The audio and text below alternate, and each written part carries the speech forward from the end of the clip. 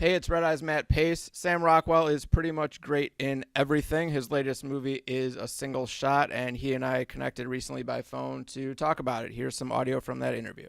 Something that I was thinking about for A Single Shot was this question of like, do you think people kind of only get a few big mistakes in life? It seems like John has kind of had some bad things happen to him, some of which wasn't his fault, some of which he may have contributed to, and then he's kind of gets to that point where it's like, this is your last big mistake that the world is going to let you have. Yeah, hopefully most of us go through life not having those big mistakes. But you're right. It's like, what do you do? Your natural, instinct is to. Look at Lance Armstrong. He was trying to cover it up, and it's a natural human instinct, I think. Well, do you think that's an indication that people wind up getting caught eventually for everything? Yeah, I think it is. I think it's like um, you can't get away with very much in this world. Some people get away with murder, and some people don't. But if you have a guilty conscience, I think it's tough. It's gonna catch up with you Is there in is one way or another. is there a mistake that you've made that you could tell me about, either professionally, personally, something that comes to mind? Nothing of monumental. Nothing I can't chalk up to like a life lesson. Nothing so severe like this. Um, all the mistakes I've made have been character building. And nothing so bad that it would be like in John Moon's dilemma. Yes, well, I definitely did not expect you to confess something like that. But what when you say character builders, what is there anything in particular that comes to mind? Oh, mistakes with women, maybe mistakes with, I turned down The Incredibles, the cartoon. Kind of wish I'd done that. I turned down a production of American Buffalo in Ireland that I kind of wanted to do. That's about it. It's not like major things. Sure. How I wish I'd done the plow with Billy Crudup. There's little things like that.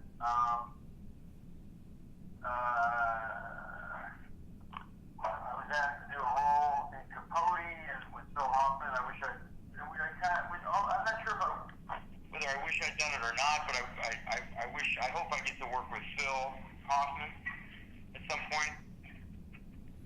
And he's a friend of mine. Same thing goes for Billy Crudup. I like to work with Billy, and we've had a few chances to work together. And but again, these aren't big things.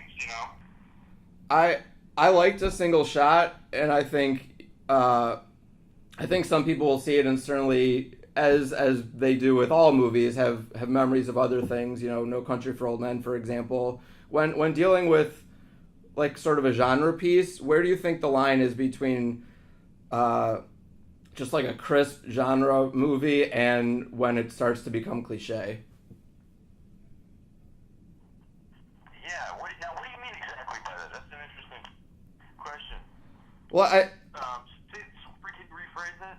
I mean, for example, there were a lot of people who loved The Conjuring and said it was like just great genre horror type thing. For me, I saw nothing but like the same things we see in every horror movie with like a creepy little kid for a little while and a doll and stuff. I think what was special about The Conjuring was that it was what I liked about it is that first of all, everything's derivative. As long as we understand that nothing is original, everything's been done before, right? I pretty much think everything is a reinvention of something that's already been done. So I think what The Conjuring did well is it paid homage to some of the horror films in the 70s, like The Exorcist, The Omen, the Poltergeist, the birds. It was paying homage to the style of a lot of the scariness in that film is like sound effects. The Foley, the post sound effects were, so it's like old-fashioned in-camera effects, not as much CGI, and so they relied on filmmaking rather than CGI and stuff like that. And I think that's what I liked about it. But I thought the acting was very good. But but I don't know. I don't know how I know what you mean though. I mean, things can't be repetitive unless you sort of have a different take on it. Right. And we've certainly seen John Moon's dilemma before in a film. No Country for Old Men or Simple Plan, or we've seen this before, but it's just a different way to tell the story. And maybe more gothic and dark. It's more like a Crime and Punishment or like Telltale Heart kind of thing. Well, John comes home, or John arrives at a house where his kid is being babysat and finds the babysitter naked. How much, do you have any experience as in that situation? No, it just sounds fun.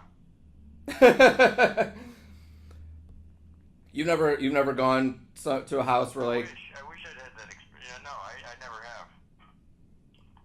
I feel like most people, when they would walk into a house like that, some people would be happy about it, but I guess not when they're babysitting your kid. Well, if the maybe if it wasn't, if the guy wasn't there and the kid wasn't there, then that might be fun. But because the guy's there with a gun to his head and they've got his baby there, it's different. That does change things a bit, yeah. Yeah, but yeah, if she was by herself and there was no kid, maybe that would be fun. How